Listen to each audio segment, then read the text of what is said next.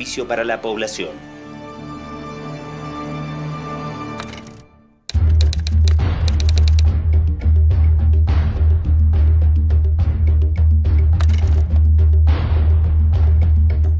A principios de la década del 20, el presidente Bautista Saavedra entrega el país al control del capital estadounidense. La Standard era una gigante petrolera con gran poder de lobby dentro del Congreso y los medios de prensa bolivianos.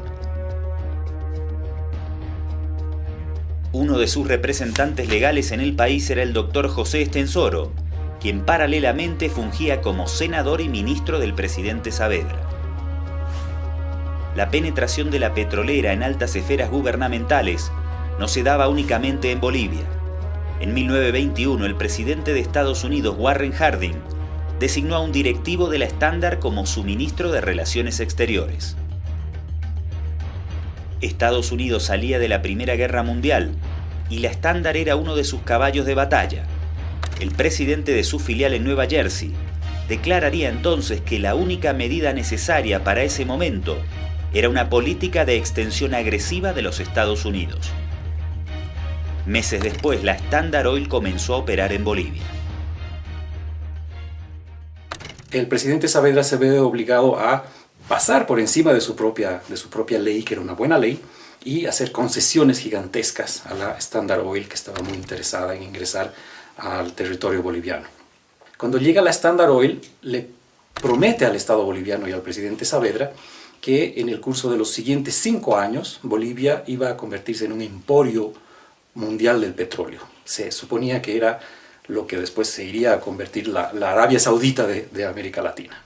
Para materializar la promesa de transformar a Bolivia en Arabia Saudita, el Estado se vio obligado a contraer un crédito con la banca estadounidense, bajo unas condiciones que pusieron en serio entredicho la soberanía del país.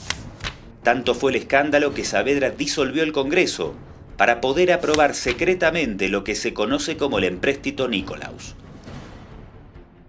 La Stiefel-Nicolaus, en el momento de otorgarle los dineros a Bolivia, pone la condición de que el directorio de los bancos iba a supervisar los ingresos del país y ver que de los ingresos del país se pague obviamente la deuda.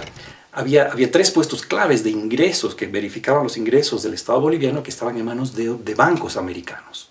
¿Y los ciudadanos eran contratados bolivianos o estadounidenses? No, eran estadounidenses. En marzo de 1923, una comisión especial calificó la imposición de estos funcionarios estadounidenses de la siguiente manera.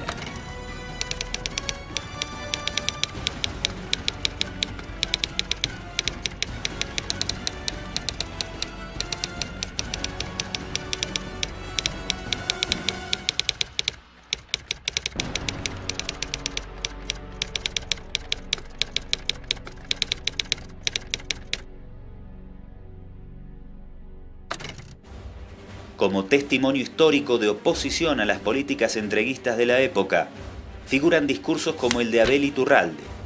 Sus palabras anticiparían con precisión la realidad boliviana y regional en relación con la política y los capitales estadounidenses durante los 80 años siguientes.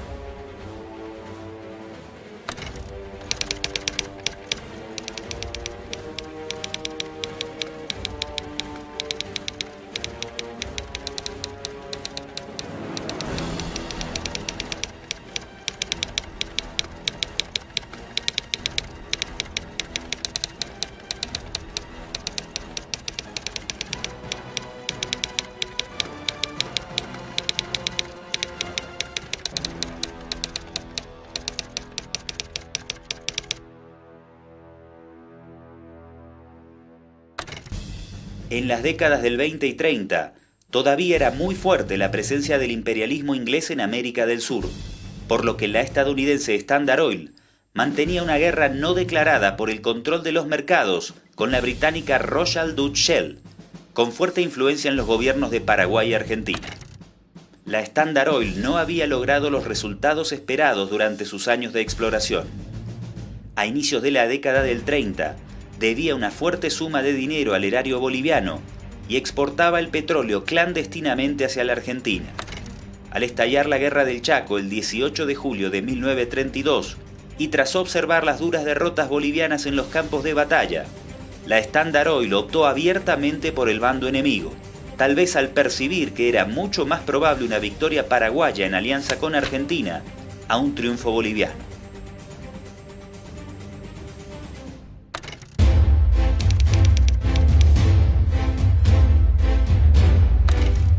Esta fue la última gran guerra de posiciones de América del Sur. Entre 1932 y 1935, bolivianos y paraguayos se enfrentaron por el control del Chaco Boreal, en una contienda sangrienta que dejó un saldo estimado de 100.000 muertos y heridas profundas en ambas sociedades.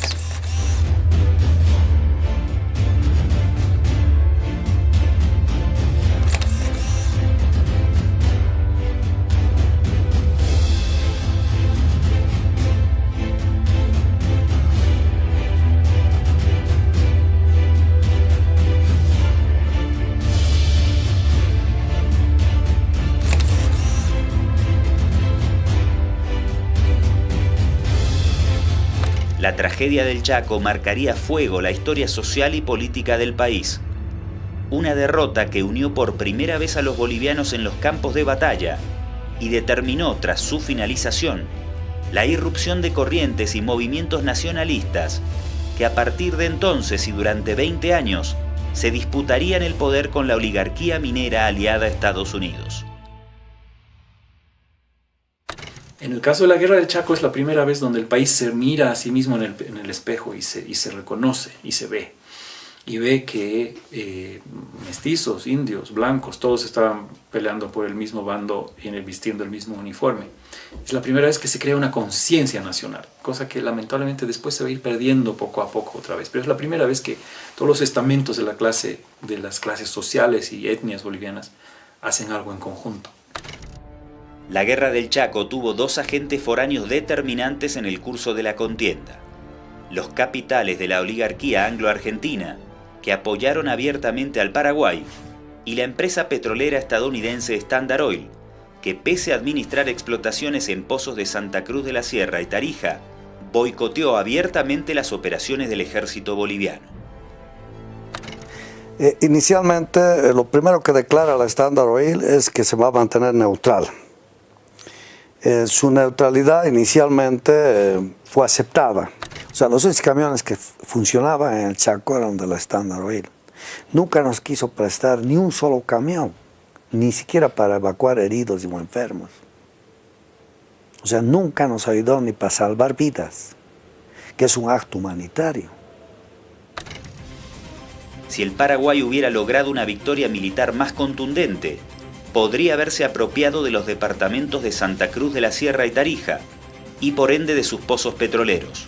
Su explotación debiera haber quedado en manos de quien ya estaba operando esos pozos y había sido su aliada durante la contienda, la Standard Oil. Pero la apuesta salió mal. Paraguay se impuso, pero no de manera tan contundente como para ocupar los pozos petroleros del lado boliviano. Para la transnacional estadounidense el costo sería muy alto.